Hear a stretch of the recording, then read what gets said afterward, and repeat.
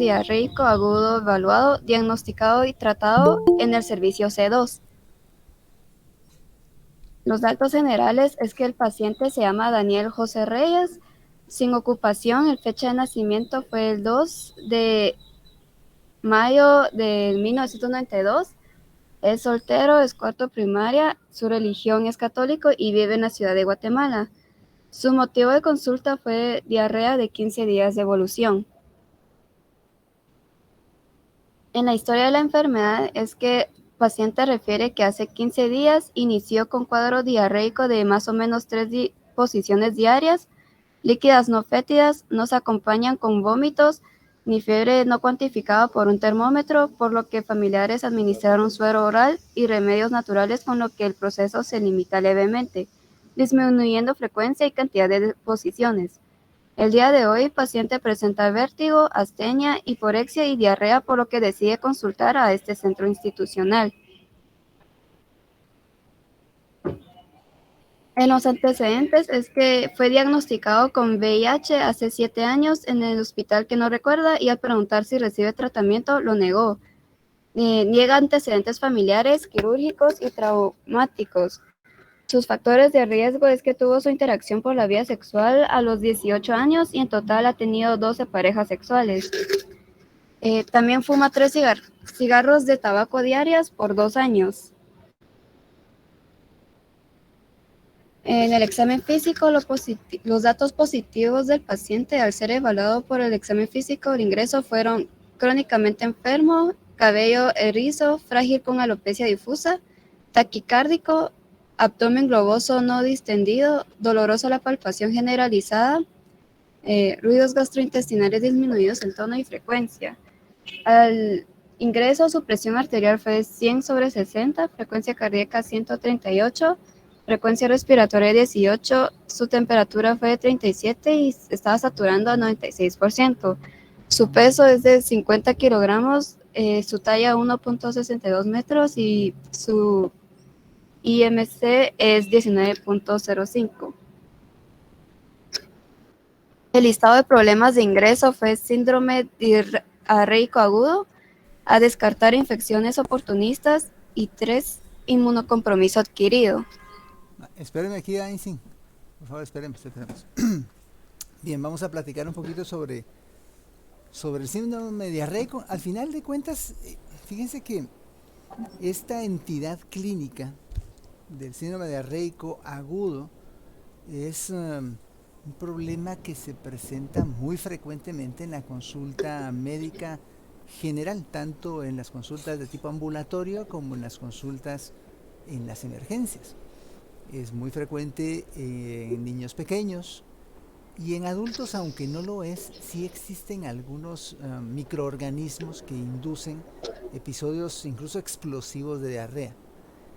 Ah, Cuando analizamos las diferentes posibilidades diagnósticas en cuanto al origen de la diarrea, ¿cuáles serían nuestras maneras de proceder, digamos? ¿Cómo lo podemos dividir? O sea, usted aquí ya nos puso que este es el listado de problemas del ingreso, pero yo quisiera preguntarle, a ver, vamos a ver a quién le puedo preguntar acá, a la doctora María Fernanda Tello. A ver, doctora María Fernanda Tello, cuando se presenta ante usted un paciente con diarrea aguda, ¿de qué forma deberíamos o nos sugeriría usted ordenar nuestro esquema mental para poder iniciar el proceso de investigación de estos pacientes?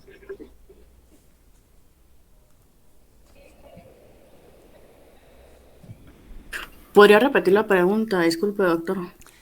Con mucho gusto, doctora Tello Carr. Fíjese, si usted tiene un paciente en su consultorio o en la emergencia del hospital donde usted esté trabajando y le consulta por diarrea aguda, ¿de qué forma usted nos sugeriría a nosotros iniciar el proceso de investigación de estos casos? O sea, ¿cómo ordenamos nuestros pensamientos?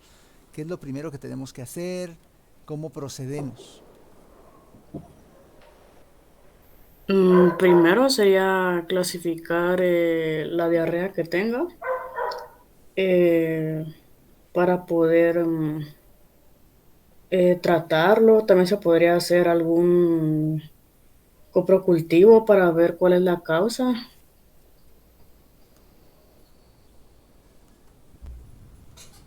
Sí, doctora, tiene razón, pero ¿cómo lo clasificaríamos? O sea, ¿cómo ordenamos nuestro pensamiento para decir, bueno, voy a proceder de esta forma? Ah, ¿qué hacemos? ¿Qué es lo primero que debemos de ordenar o indicar?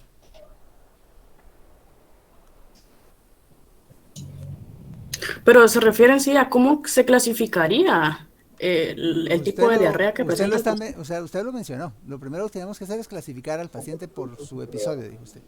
Eso fue lo que dijo. Entonces, ¿cómo lo clasificamos? O sea, yo estoy siguiendo el orden de ideas que usted está dando.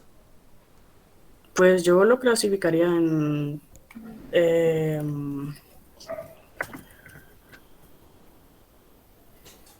o sea, como hay diarrea, el síndrome diarreico agudo, hay persistente, diarrea persistente, no recuerdo cuál es más.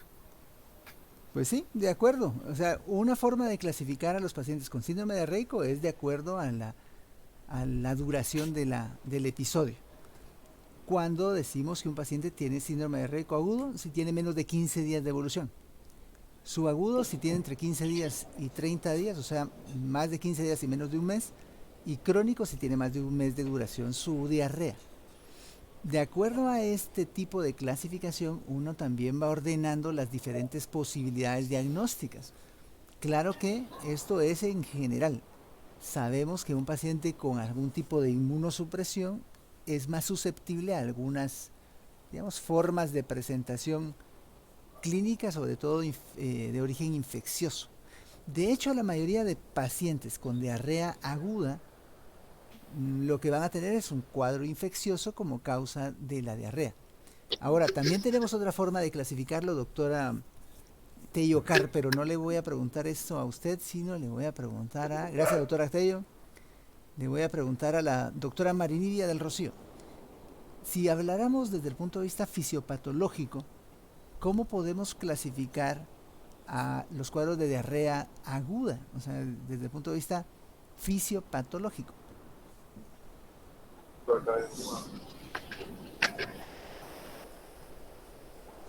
¿Cómo podríamos clasificarla? Si es aguda, dijo. Mira pues, las diarreas las podemos clasificar por el tiempo de evolución. Ya eso quedó claro. Diarreas agudas, subagudas y crónicas. Pero desde el punto de vista de fisiopatología, ¿cómo podemos clasificar a las diferentes causas de diarrea en un paciente? Una si es osmótica. em, ajá, creo que esa es una. Otra podría ser, digamos, tal vez metabólica. Eh, ¿Metabólica como cuál?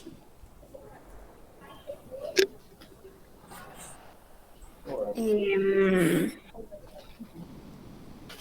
eh, a ver, una podría ser osmótica, otra podría ser secretora, o por alteración de la motilidad en el... Ajá, ahí va bien. O sea, una puede ser por incremento de la motilidad. Las causas que generan incremento de motilidad pueden ser, por ejemplo, intestino irritable, eh, algún tipo de medicamento que induzca alteraciones de la motilidad intestinal. La diarrea secretora u osmótica es una diarrea en la cual hay un exceso de, pues, de secreción de material hacia el lumen intestinal, hacia el interior del intestino, que genera pues un incremento de la cantidad de material fecal que hay que va a salir eventualmente. La otra sería la infecciosa, la otra sería inflamatoria, ¿correcto? Entonces, dependiendo del tipo de, de proceso fisiopatológico que esté induciendo la diarrea, así también podríamos indicar más o menos cuál sería nuestro orden mental para ir descartando las causas. El punto principal sería aquí que la mayor parte de los cuadros diarreicos agudos en pacientes, tanto inmunocompetentes como inmunodeprimidos, sea por VIH, por esteroides, por cualquier otra condición, la mayor parte de esos episodios diarreicos van a tener como causa un origen infeccioso. Sabiendo esto,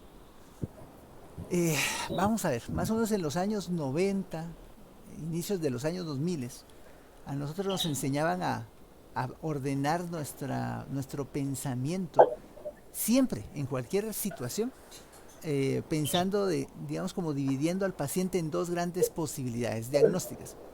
Una si el paciente tenía VIH y la otra si no tenía VIH.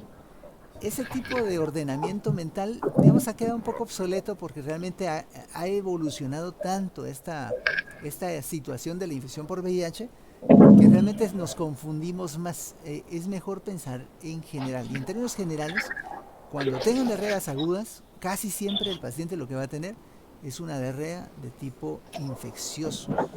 Y bueno, dentro de las diferentes causas infecciosas, las que ustedes recordarán, causas virales, causas bacterianas, puede haber protozoarias, pueden haber causas de diarrea intensa incluso, que no sean agudas, pueden haber tuberculosis, hongos, algún otro tipo de patología, o inflamatorias, ¿no? Con procesos de colitis ulcerativa, que lo que dan son cuadros de diarrea crónica.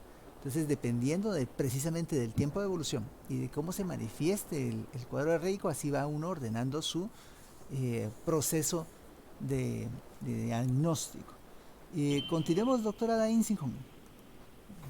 Bueno, el plan de manejo. Al ingresar el paciente, se le tomaron varios exámenes, algunos al mismo tiempo y algunos a lo largo de días de su estancia hospitalaria, para poder tener un diagnóstico. Lo primero que se hizo fue un conteo de CD4. La razón por esto es porque no ha tenido algún tratamiento del VIH desde el día que le diagnosticaron, y el conteo de CD4 se usa para vigilar la salud del sistema inmunitario en personas infectadas con el VIH.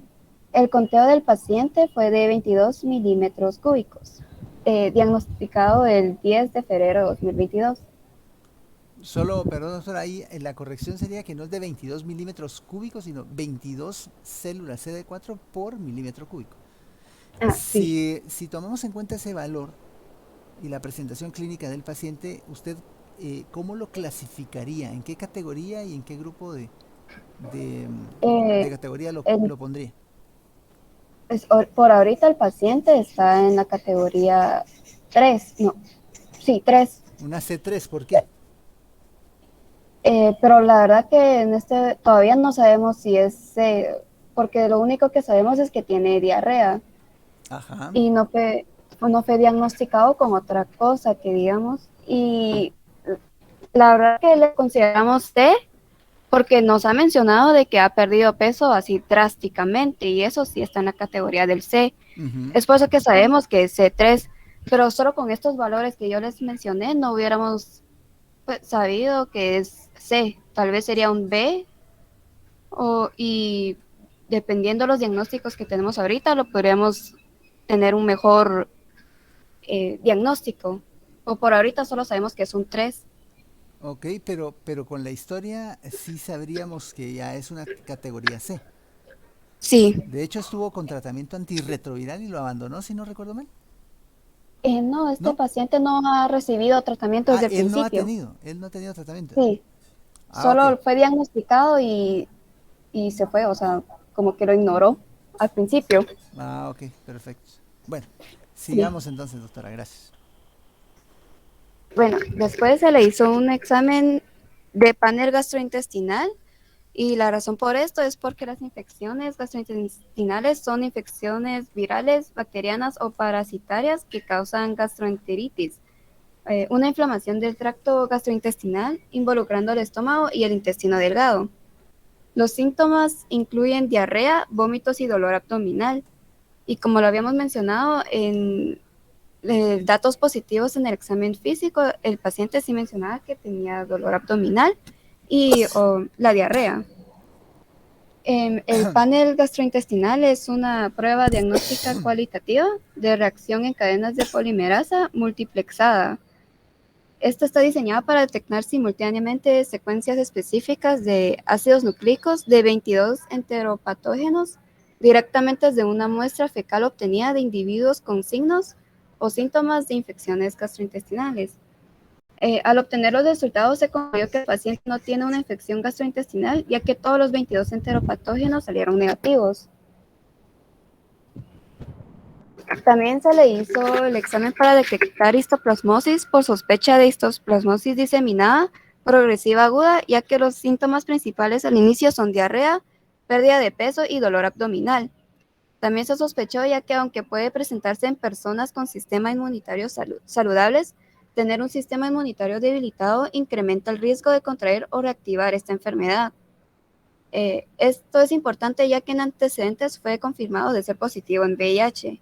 Se descartó histoplasmosis como causante de la diarrea, ya que los resultados salieron negativos.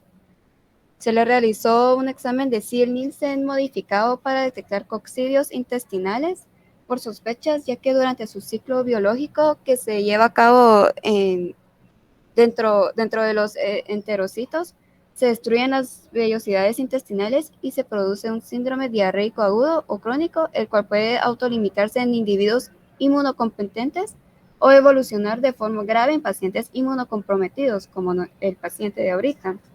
Se descartó coccidios intestinales como causante de la diarrea, ya que los resultados salieron negativos.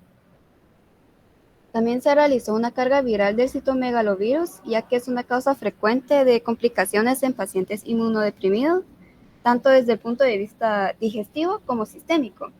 La colitis es la forma más frecuente de afectación del tubo digestivo, siendo la clínica de dolor abdominal y diarrea, junto con fiebre, disminución de peso y anorexia. Se encontró un recuento menos de 35, por lo que no fue un recuento alarmante. Por último, se realizó el examen LAM en orina, ya que la tuberculosis intestinal se manifiesta clínicamente por dolor abdominal, que es el síntoma más frecuente, pérdida de peso, fiebre o diarrea. Se diagnosticó tuberculosis diseminada como posible causante de la diarrea. Esta prueba se llama la prueba del hipoarabinomanano y es una prueba rápida para ayudar en la detección de la tuberculosis activa pulmonar y extrapulmonar a partir de una muestra de orina en pacientes con pruebas positivas para VIH y recuentos de CD4 bajos que presentan enfermedades graves.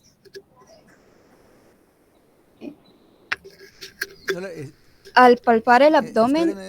Espéreme, doctora. Le voy a preguntar a la doctora Aguirre Ampie. Doctora Patricia Anabele Aguirre Ampie, hágame el favor de decirnos, ¿qué opina usted de este resultado de la prueba de LAM en orina? ¿Está de acuerdo con el diagnóstico de tuberculosis diseminada o no?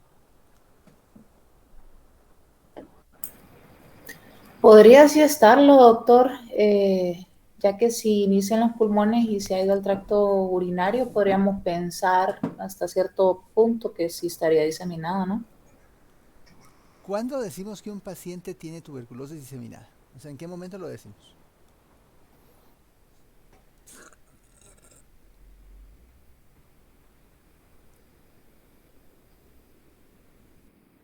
No sabría decirle, disculpe. La forma de diagnosticarlo es cuando tenemos al menos 2 sitios extrapulmonares afectados con tuberculosis.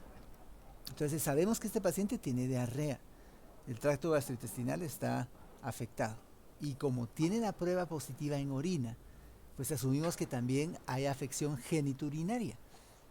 Entonces ya con eso es suficiente evidencia para pensar que tenga tuberculosis diseminada. En la placa de tórax puede ser que encontremos un patrón de tipo miliar o diseminado difuso, puntual, puntiforme. Eso también se considera tuberculosis diseminada, pero con el nivel de CD4 que tiene tan bajo el paciente, es poco probable que encontremos muchos hallazgos a nivel de la radiografía de tórax, a menos que ya tenga previamente algún grado de daño por episodios anteriores. Lo que me llama más la atención aquí a mí es la relativamente corta historia de la diarrea del paciente. Yo pienso que ese paciente debe haber tenido historia más crónica de diarrea, o sea, esa diarrea que lo agudizó y lo llevó a la emergencia del hospital, pues tal vez fue lo más reciente, pero ya debió haber tenido episodios diarreicos previos que no los consideró tan severos o tan graves como para consultar. Aquí lo que lo hizo consultar, lo que lo motivó a ir al hospital, fue precisamente el hecho de que ya se sintió muy mal, mareado, inestable y todo, y por eso lo llevaron al hospital, pues, pero pareciera que antes de eso no se había sentido tan mal y por eso no había consultado. Entonces, sí, de acuerdo con que el paciente pudiera tener tuberculosis diseminada. De hecho, como ustedes han visto aquí con todo lo que la doctora nos ha presentado, cuando un paciente tiene un recuento de CD4 tan bajo, hay que ser muy amplio en la evaluación diagnóstica. O sea, no nos podemos quedar solo, y eso que ahora hacen lo del panel gastrointestinal, ahí ya vieron la gran cantidad de patógenos que pueden descartarse o confirmarse. Pero, pues todos fueron negativos y tuvieron que recurrir a otras situaciones diagnósticas para poder establecer este punto de la tuberculosis. Continuemos, doctora Einsingham, por favor. Bueno, al palpar el abdomen, al principio el paciente sentía mucho dolor, especialmente en el lado superior izquierdo, por lo que se decidió hacer un ultrasonido del abdomen por sospecha de visceromegalia. Como hallazgo incidental en proyección de vaso, se observó múltiples imágenes hipoecogénicas de pequeño tamaño, menores a 1 centímetro, que pudiera corresponder a tuberculosis miliar, por lo que se sugirió correlacionar con estudios complementarios. También los pacientes con tuberculosis miliar diseminada suelen presentar afectación esplénica múltiple, habitualmente en forma de microabscesos. Los microabscesos esplénicos se manifiestan como lesiones milimétricas de baja ecogenicidad, dispersas en el parenquima esplénico, acompañados de esplenomegalia, que explicaría el dolor que el paciente sentía. El tratamiento. Generalmente el tratamiento de la tuberculosis diseminada es similar al tratamiento de la tuberculosis pulmonar. Los antibióticos suelen administrarse durante un periodo de entre 6 a 9 meses. La pauta de tratamiento recomendada en el momento actual consiste en la prescripción durante 6 meses de isoniazida y rifampicina, añadiéndole piracinamida y los primeros 2 meses.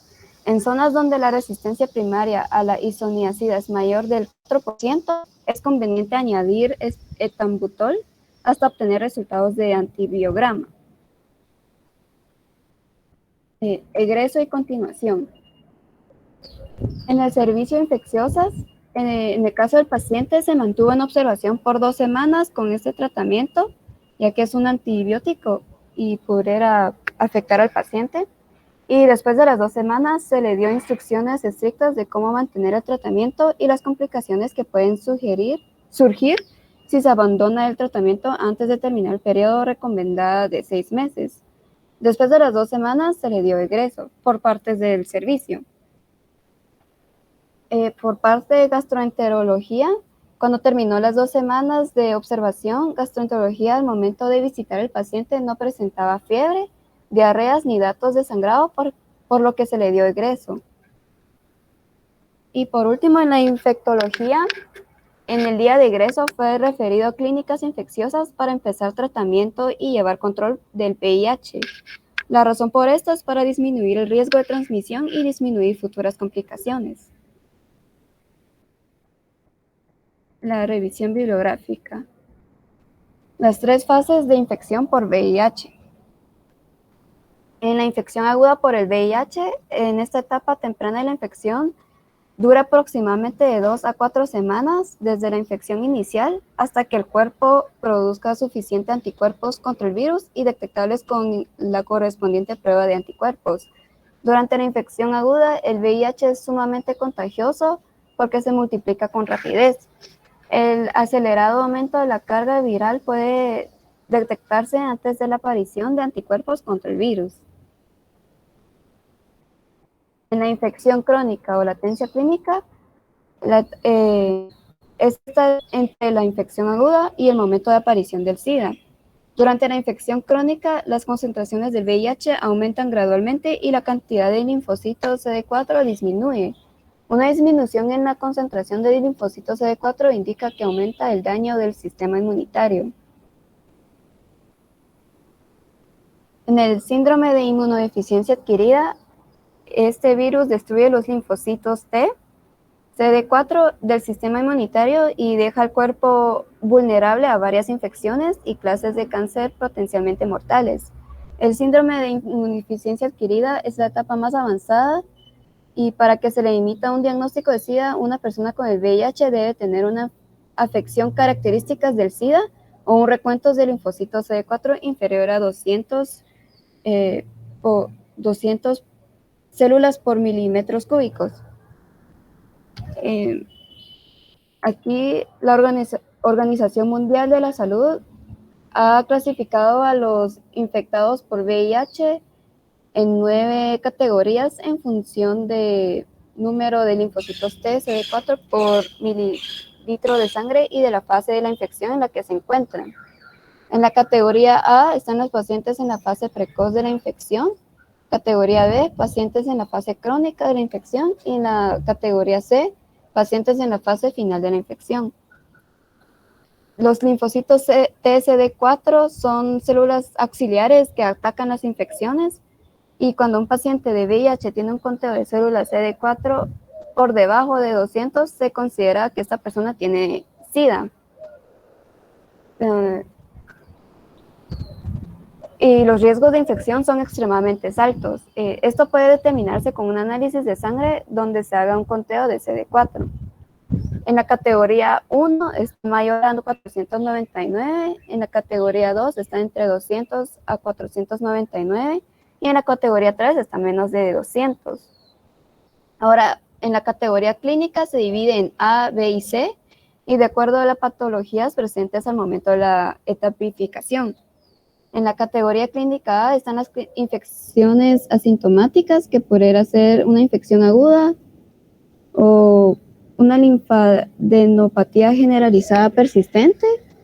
En la categoría B, clínica B, está la infección crónica sintomática, pero que no es una condición definitoria de SIDA. Puede ser diarrea de más de 30 días o polineuropatía periférica. En la categoría clínica C están las condiciones clínicas indicadoras de SIDA, que es la pérdida de peso drásticamente y, como lo habíamos mencionado, es la tuberculosis pulmonar, por lo que nuestro paciente tiene el VIH en la categoría C3. Por conclusión, en las personas con VIH, la enfermedad tuberculosa se considera una infección característica del SIDA. Una vez en el cuerpo, la tuberculosis puede estar inactiva o activa, y entre las personas con infección de tuberculosis latente, la infección por el VIH es el factor de riesgo conocido más significativo para que la infección evolucione a enfermedad de tuberculosis. El tratamiento con medicamentos contra el VIH se conoce como tratamientos antirretroviral, y los medicamentos contra el VIH protegen el sistema inmunitario y previenen que el VIH se convierta en síndrome de inmunodeficiencia adquirida. El abandonamiento del tratamiento de la tuberculosis se considera uno de los principales obstáculos para el control, ya que aumenta la probabilidad de resistencia bacteriana a los antibióticos, la cual predispone a una mayor frecuencia de recidivas y fracasos. Y por último, en el mundo, las enfermedades tuberculosas es una de las principales causas de muerte entre las personas con el VIH. Y esas son las referencias bibliográficas. De acuerdo. Muy bien, doctora. Me parece bien presentado el caso. Me parece que es una patología que vemos frecuentemente en el hospital, sobre todo tomando en cuenta que es un hospital de referencia. Y es importante pues conocer este tema. Tal vez lo más importante sea que tengamos un esquema mental más claro de cómo debemos abordar a estos pacientes. Cuando un paciente consulta con diarrea aguda a la emergencia es porque realmente se siente mal, o sea, no es algo que considere normal o se siente mareado, con dolor de cabeza, deshidratado. Entonces debemos evaluar su condición clínica general. Hay que ver su nivel de hidratación y de acuerdo al nivel de hidratación establecer un plan de rehidratación. Lo más importante cuando tengan pacientes con diarrea aguda es establecer qué plan de rehidratación van a indicarle al paciente de acuerdo a la clasificación que ustedes ya conocen por lo que han estudiado en los años anteriores. Ya sea un plan A, un plan B, un plan C. Además de esto, pues, ¿qué pruebas diagnósticas van a solicitarle a un paciente con diarrea aguda? Obviamente lo más importante en el contexto agudo va a ser descartar el tema infeccioso, va a ser la principal causa, pero ahí tenemos ya pues la necesidad de realizarles pruebas de hematología completa al paciente, ver si tiene leucocitosis o no, si hay predominio de neutrófilos o de linfocitos para ir orientando más o menos si la causa puede ser bacteriana o puede ser viral, ver cómo está la función renal, la creatinina, el nitrógeno de urea. Hay que hacer obviamente un examen de heces para descartar parasitismo, pruebas también para detección de panel viral, sobre todo norovirus, rotavirus, que aunque uno está acostumbrado a pensar que las infecciones virales pueden ser muy frecuentes en niños pequeños, en adultos también lo son. Entonces hay que pensar en esas posibilidades. Mientras vamos investigando al paciente, nuestro plan inicial debe ser rehidratarlo y estabilizarlo. Y de esa forma preservar lo mejor posible la funcionalidad global del paciente y evitar complicaciones. Hay algunas patologías que pueden complicarse también con otras situaciones más severas. Por ejemplo, hay algunos tipos de infecciones por E. coli que pueden evolucionar a síndrome urémico hemolítico, por ejemplo. En esos casos los pacientes no solo hacen hemólisis, sino tienen falla renal también. Entonces hay que ser muy cauteloso con la forma en la que vamos a manejar los pacientes. Si ustedes creen por el historial y la presentación clínica que el paciente con diarrea aguda tiene un contexto de tipo infeccioso bacteriano, siempre hay que empezar con una quinolona. En ese caso sí se puede usar una ciprofloxacina y evaluar combinarla con metronidazol si consideramos también que es necesario cubrir anaerobios dentro del esquema de antibiótico. Pero de nuevo, insisto, el plan inicial de hidratación es muy importante. Este paciente que nos presentó la doctora Dain Sinjón es muy probable que haya tenido diarrea más tiempo del que nos comentó en la historia. Es muy, muy probable. Y de acuerdo a esto, pues ya no lo clasificaríamos necesariamente como un paciente con diarrea aguda, sino un paciente con diarrea crónica. Y en ese caso hay que ir, digamos, evaluando otras posibilidades. Aparte de las pruebas diagnósticas de hematología y química que les dije, hay que ver cómo está la función tiroidea, cómo están los niveles de hierro del paciente, investigar parasitismo, enfermedades más crónicas como tuberculosis, hongos, ver cómo se está presentando la diarrea, si tiene esteatorrea o no, porque de acuerdo a si tiene esteatorrea o no, uno ya va orientando otras posibilidades. Por ejemplo, si un paciente tiene diarrea crónica y tiene esteatorrea, uno debe pensar que tiene un síndrome de mala absorción, problemas pancreáticos, sobrecrecimiento bacteriano, enfermedades inflamatorias de la mucosa, alergia al gluten, enfermedad celíaca, dentro de las que causan esteatorrea. Y cuando los pacientes no tienen esteatorrea, la diarrea, digamos, es de tipo acuoso o inflamatorio, uno debería considerar, y eso es lo menos frecuente, pero es importante, uno debería considerar dentro de esas causas de diarrea crónica, intensa, pero sin esteatorrea, problemas como, ahí sí metabólicos, como decía la doctora, diabetes mellitus, problemas de tipo endocrino como hipertiroidismo, algunos tumores que inducen diarreas secretoras, tumores neuroendocrinos de hecho, diarreas de tipo inflamatorio, o que el paciente se esté autoinduciendo la diarrea. Hay pacientes que tienen, digamos, como mecanismo de control de su peso, entre comillas, de control de su peso, la digamos, inducción de la diarrea con laxantes o incluso diuréticos. Entonces, todo esto nos debe orientar a cómo podemos estudiar o qué debemos hacer con nuestros pacientes. No sé si alguien del grupo tenga alguna duda o comentario con respecto a este tema. De no ser así, voy a darle las gracias a la doctora Dain Sinjón. Le pido ahora también a la doctora Ashley Caitlin que nos haga favor de presentar ya su pantalla para presentarnos su caso. Adelante, doctora Ashley Caitlin Abraham. Gracias, doctor. Ahorita presento.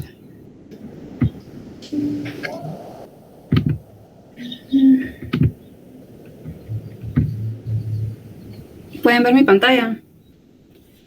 Sí. Gracias. Si la vemos y la escuchamos bien. Adelante, doctora. Gracias. Buenas tardes. Mi nombre es Ashley Abraham y hoy les voy a presentar mi caso clínico. Empezando con los datos generales, el nombre del paciente es David Efraín Tektoj, de sexo masculino, con 39 años de edad, ladino, católico, casado, que vive en la zona 12 de Guatemala, lugar de procedencia Guatemala, Guatemala. Su ocupación, vigilante de seguridad, y su fecha de ingreso fue el 10 de febrero del 2022. Y su motivo de consulta es astenia y adinamia de 6 meses de evolución. Historia de la enfermedad actual. El paciente refiere que hace un año empieza a presentar cuadros intermitentes de dolor abdominal generalizado y cansancio, pero se automedica con Sertal o diclofenaco y pues el dolor se alivia. Sin embargo, luego el dolor empezó a intensificarse y comenzó a perder de peso en diciembre y enero, por lo cual decide acudir a un centro de salud. En el centro de salud le realizan laboratorios de hematología y el médico lo diagnostica con anemia y le expone que necesita una transfusión. Pero esto no se puede hacer en un centro de salud. Entonces, debido a esto, el médico le da un formulario el cual el paciente presenta en urgencias. Con respecto a los antecedentes, el paciente nos refiere antecedentes familiares, médicos, quirúrgicos ni traumáticos. Con respecto a la revisión por sistemas, los positivos fue cabeza que tenía cefalea, dificultad para respirar, dolor abdominal generalizado tipo cólico, cansancio e ictericia. Con respecto al examen físico, el paciente está orientado en tiempo, espacio y persona. El abdomen benigno, ruidos gastrointestinales audibles, con presencia de hepatomegalia de más o menos 4 centímetros debajo del reborde costal y esplenomegalia grado 1 según la escala de Boyd. No doloroso a la palpación, no masas y no sangrados. Los signos vitales, presión arterial 100/70, frecuencia cardíaca 57, frecuencia respiratoria 16, saturación de oxígeno 99% y temperatura 37 grados Celsius. Espérame, doctora, espérame. Ay, ya se pasó. Bueno, pero está bien, está bien. A ver, quiero saber qué dice o qué piensa la doctora Sofía Rodríguez. Fíjese, pues es un paciente que consulta por astenia y adinamia de 6 meses de evolución, o sea, es un problema crónico. Consultó a un centro de salud, el médico lo ve muy anémico, le dice, mire, lo tengo que transfundir, pero no tengo aquí cómo o no puedo porque es un centro de salud, y le da una nota para que se vaya al hospital Roosevelt y que lo evalúen para transfundirlo. Aquí la doctora nos cuenta que efectivamente pues el paciente no está bien, de hecho se ve histérico. Fíjense, hay un punto importantísimo en el análisis de un paciente con anemia, es si además de la anemia o la palidez que pueda tener clínicamente, tenga ictericia o no. Y sobre eso nos cuenta la doctora que a nivel abdominal tiene hepatomegalia y esplenomegalia. Entonces, tomando en cuenta esos hallazgos, doctora Sofía Rodríguez, ¿qué posibilidades diagnósticas se le vienen a usted a la mente así de inmediato? Una posible cirrosis. Podría tener cirrosis, estoy de acuerdo. Fíjense pues, ¿qué elementos nos hacen pensar en la clínica que tenga cirrosis? La ictericia, la palidez que tiene, de repente pues sí ha tenido sangrado y no se ha dado cuenta o no lo dicen. Hay pacientes que no dicen que sangraron. ¿Saber? Les da miedo pues o vergüenza de repente decir que tienen sangrado gastrointestinal o melena o algo. Puede tener anemia por eso y además tiene hepatoesplenomegalia. Entonces, cirrosis hepática, de acuerdo. ¿Qué otra posibilidad diagnóstica? Hepatitis. ¿Qué tipo de hepatitis, doctora?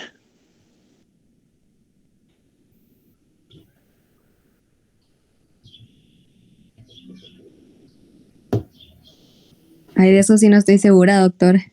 ¿Sería hepatitis viral? ¿Sería hepatitis tóxica? ¿Hepatitis medicamentosa? ¿Una hepatitis isquémica? ¿Qué tipo de problema cree que podría explicar esto?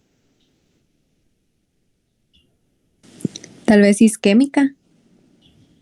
Bueno, la hepatitis isquémica es común, pero no en este contexto clínico. La hepatitis isquémica se da más en pacientes que son sometidos a alguna cirugía y tienen, digamos, intervenciones cardiovasculares, como por ejemplo si les hacen un trasplante cardíaco, un trasplante ahí de corazón-pulmón. O sea, esos pacientes pueden tener hepatitis isquémica, sí, pero ese paciente no le hicieron esto, pues. Si pensamos en hepatitis, de repente podríamos pensar que tuviera hepatitis C, por ejemplo. Y le voy a dar como una ayudadita extra porque no ha llegado al diagnóstico que quiero que usted diga, pero yo sé que usted lo tiene ahí en su mente. Fíjese, pues, le voy a dar una ayudadita. Los pacientes que tienen hepatitis C pueden presentarse así como está presentándose este paciente, con hepatosplenomegalia, con anemia, con ictericia, pero esos pacientes tienen ictericia no solo por el daño hepático estructural que tienen, sino porque además pueden cursar con cierto grado de hemólisis. Entonces, hay que ir más o menos por esa línea de pensamiento para la otra posibilidad diagnóstica que quiero que usted diga. A ver, ¿qué otra cosa podría tener este paciente que se presente de la misma manera? ¿Una anemia hemolítica? Excelente, excelente. Puede tener una anemia hemolítica. Eso explicaría la anemia que le detectaron en el centro de salud y que obligó al médico del centro de salud a enviarlo al hospital para que lo transfunda, porque seguramente le vio que tenía una hemoglobina muy baja. Explicaría la ictericia, explicaría la hepatosplenomegalia, y ya nos quedaría a nosotros, pues, si efectivamente lo que tiene es una anemia hemolítica, determinar qué tipo de anemia hemolítica tiene el paciente. Puede ser autoinmune, puede ser asociado a un linfoma, puede ser asociado a otras neoplasias. Así que pues vamos a permitir aquí que la doctora continúe. Gracias, doctora Sofía Rodríguez. Continuemos, doctora Ashley Caitlin. Bueno, listado de problemas. Número 1, pancitopenia de estudio. Número 2, hepatosplenomegalia. Y número 3, trastorno hidroeléctrico. Entonces, análisis y discusión. El diagnóstico más probable es pancitopenia, ya que presenta el número de glóbulos blancos, rojos y plaquetas en la sangre a un límite más bajo de lo normal. Entonces, si podemos ver, los blancos está a 3.01, está debajo del límite. Los glóbulos rojos están a 1.06, que también están debajo del límite, y las plaquetas a 65. Entonces, propuesta de manejo. Primero queremos saber a qué se debe la pancitopenia, si es infecciosa, si es neoplásica o si es debido a un estado nutricional. Entonces, para determinar si es infecciosa, se hicieron pruebas de hepatitis, de H. pylori y de citomegalovirus. El de Helicobacter pylori salió en 0.96, que esta estaría entre la zona gris, no está ni negativo ni positivo.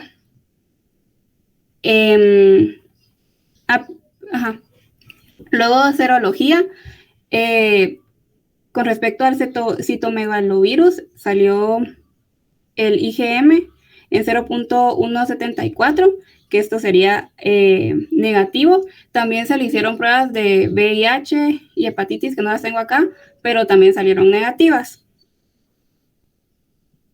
Luego, para saber si es neoplásica, se le realizó un ultrasonido hepático y acá, doctor, se vio que no tenía hepatosplenomegalia. Entonces, luego a lo que referimos es ver si era nutricional y quisimos ver si tenía deficiencia de folato o deficiencia de vitamina B12 o anticuerpos antifactor intrínseco.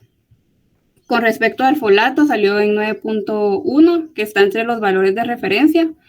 La vitamina B12 salió a menor a 148, está por debajo del valor de referencia. Y ya sabiendo que tenía deficiencia de vitamina B12, la doctora pidió que se le hiciera un examen de anticuerpos antifactor intrínseco. Pero esto se hizo en un laboratorio por fuera. Espérame, doctora, espérame. No me recuerdo si nos presentó ya el perfil de pruebas hepáticas de ese paciente, ¿no? No, doctor, la verdad es que no. Pero sí lo tiene, ¿no? Se lo va a presentar después. No, sí lo tengo, pero no lo puse en la presentación. Lo puedo buscar. Va, Sí. pero mire, si lo tiene ahí, aunque no lo tenga en la presentación, primero lo vamos a agregar para cuando usted me envíe ya su presentación corregida, ¿eh? Bueno, Pero sí me gustaría saber cómo estaba el perfil de bilirrubinas, si estaban aumentadas, qué tanto, a expensas de cuál, cómo está la fosfatasa alcalina, la GGT, las transaminasas, la albúmina, los tiempos de coagulación. Recuerden que todas estas pruebas que estoy mencionando forman parte de las pruebas de funcionamiento hepático. Por ejemplo, la albúmina, aunque uno no tenga, digamos, en su esquema mental, así de primas a primeras, que es una prueba de funcionamiento hepático, de hecho sí lo es, porque estamos evaluando a través de la determinación de albúmina cómo está la función de síntesis del hígado de nuestro paciente. Entonces, si hay una albúmina muy baja, eso quiere decir que el paciente tiene pues, una inadecuada capacidad de sintetizar proteínas. Lo mismo pasa con el análisis de los tiempos de coagulación. Recuérdese que los tiempos de coagulación, tanto el de protrombina como el de parcial de tromboplastina, dependen de la capacidad que tenga el hígado de producir los factores de coagulación que ahí se deben producir. Si los tiempos están prolongados, entonces no es solo, digamos, que tenga más riesgo de sangrar porque están prolongados los tiempos, sino que el paciente tiene una mala capacidad de sintetizar proteínas también. Entonces ahí estamos evaluando la función de síntesis. Cuando vemos las transaminasas, si estas enzimas están elevadas, están alteradas, mientras más alteradas estén de hecho, debemos asumir que hay más daño al hepatocito, hay más destrucción de los hepatocitos.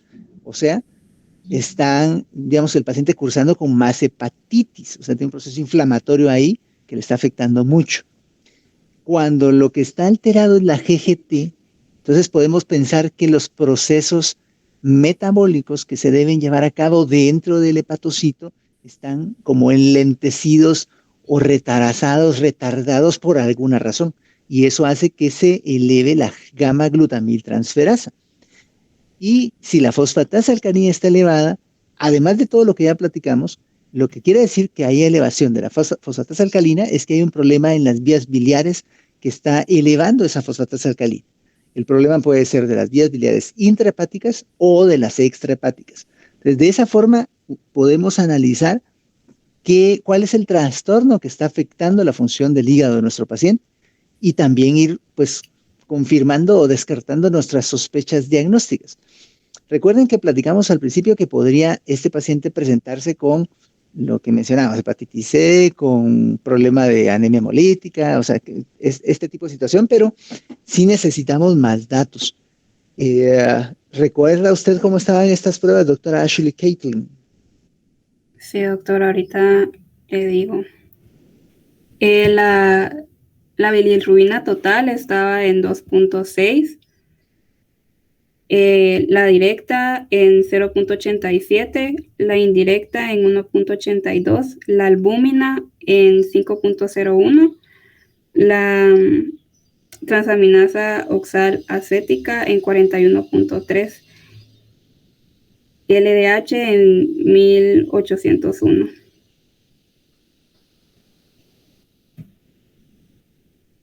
Muy bien, de acuerdo a lo que nos está comentando, pues como la elevación de las bilirrubinas está más derivada de la elevación de la bilirrubina indirecta y con ese nivel de deshidrogenasa láctica que tiene el paciente, pues sí podemos pensar que está hemolizando. Es decir, que tiene una anemia hemolítica, pero tenemos que buscar cuál es la causa de esa hemólisis. Puede ser autoinmune, pero hay otro montón de causas de hemólisis. Continuemos, doctora Ashley Caitlin. Bueno, entonces también se le decide hacer un examen, un laboratorio de anticuerpos antifactor intrínseco.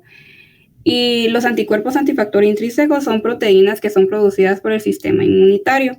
Y el factor intrínseco es una proteína que se produce en las células parietales del estómago y es importante para la absorción de la vitamina B12, porque durante la digestión los ácidos del estómago liberan de los alimentos la vitamina B12 y esto se va a unir al factor intrínseco y van a formar un complejo. Y la formación de este complejo es fundamental para la posterior absorción de la vitamina B12 en el intestino delgado. ¿Y por qué es importante la vitamina B12? Porque se utiliza para la producción de hematíes y el funcionamiento del sistema nervioso central. Y en este caso, la prueba dio negativo. Entonces quiere decir que no tiene anticuerpos antifactor intrínseco. Ahora, con respecto al plan terapéutico, los medicamentos eran Merticobal, que se utiliza para tratar la deficiencia de vitamina B12, ranitidina y ácido fólico.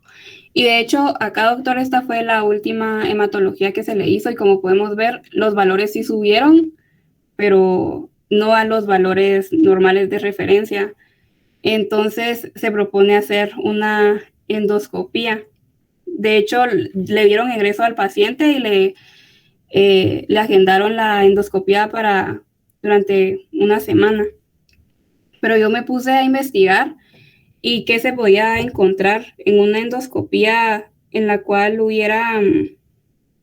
que hubiera sido por que hubiera tenido deficiencia de vitamina B12, y decía que se iba a poder encontrar palidez gástrica, vasos sanguíneos visibles, pérdida de pliegues mucosos y adelgazamiento de la mucosa gástrica. Conclusiones: la pancitopenia es una afección en la cual el número de glóbulos rojos, blancos y plaquetas en la sangre es más bajo de lo normal. Los signos y síntomas incluyen cansancio, debilidad, mareos, dificultad para respirar, fiebre y palidez.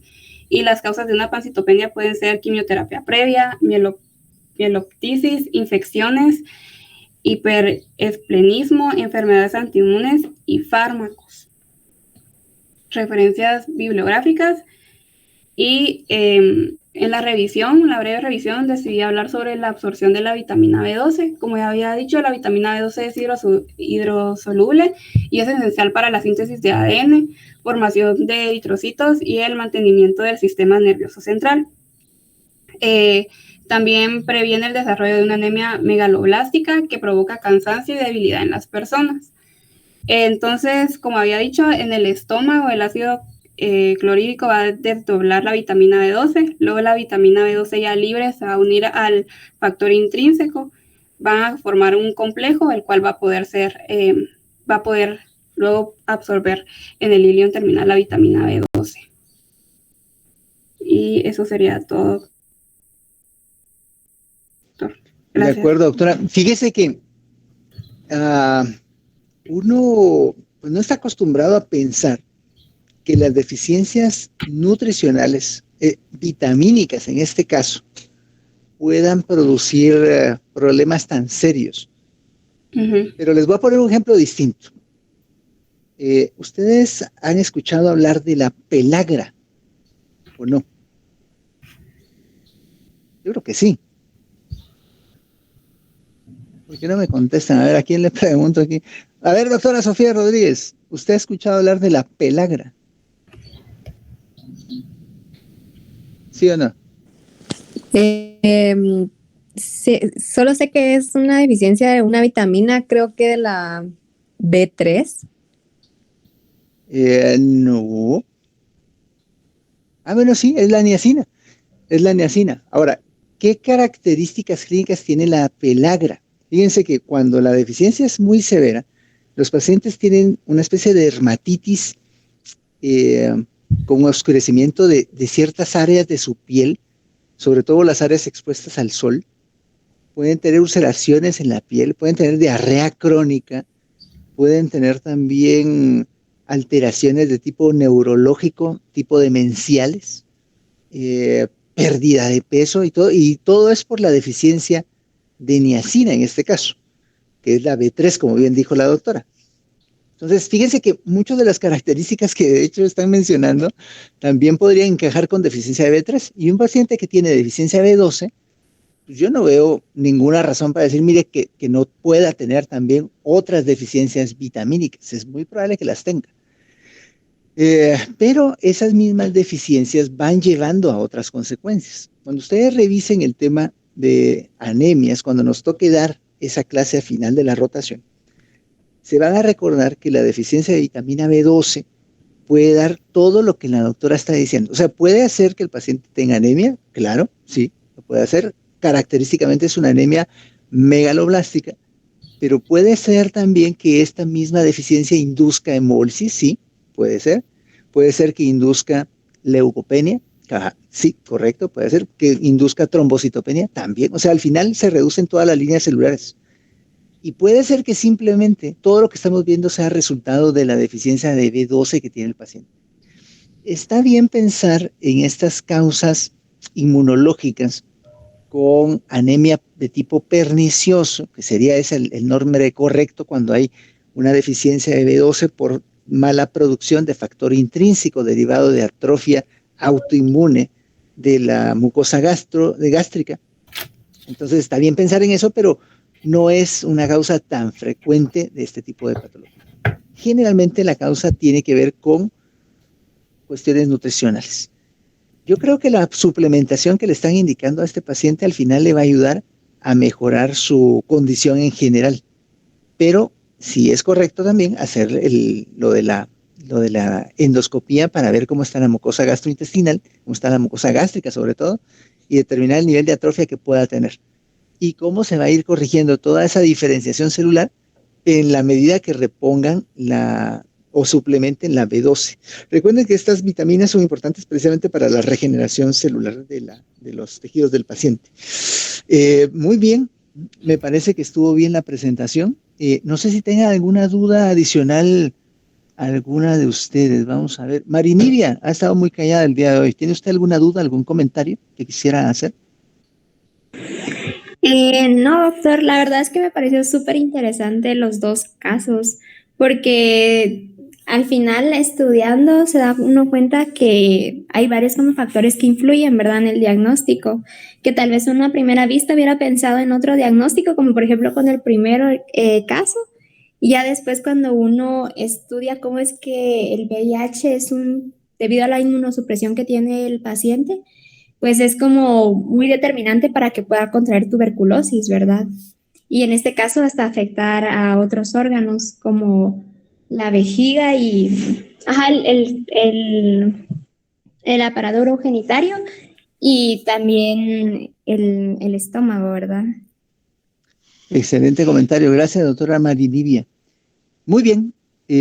Agradezco de nuevo la presentación de los casos. Solo le quisiera pedir a la doctora Ashley Caitlin que le agregue esto que platicamos durante la presentación a su caso clínico y me envíe ya la presentación corregida. Y a la doctora Dainsinghorn, realmente pues lo que tiene me parece que está bastante completo. Si quiere me lo envía ya de forma oficial para tenerlo ahí registrado como parte de su nota del caso clínico. Con esto damos por terminar la actividad del día de hoy. Les agradezco muchísimo por su puntualidad y nos veremos el día de mañana. Recuerden, para la siguiente actividad académica a las 14:30. Que estén muy bien. Feliz tarde. Gracias. Buenas tardes. Gracias, doctor. Feliz tarde. Buenas tardes.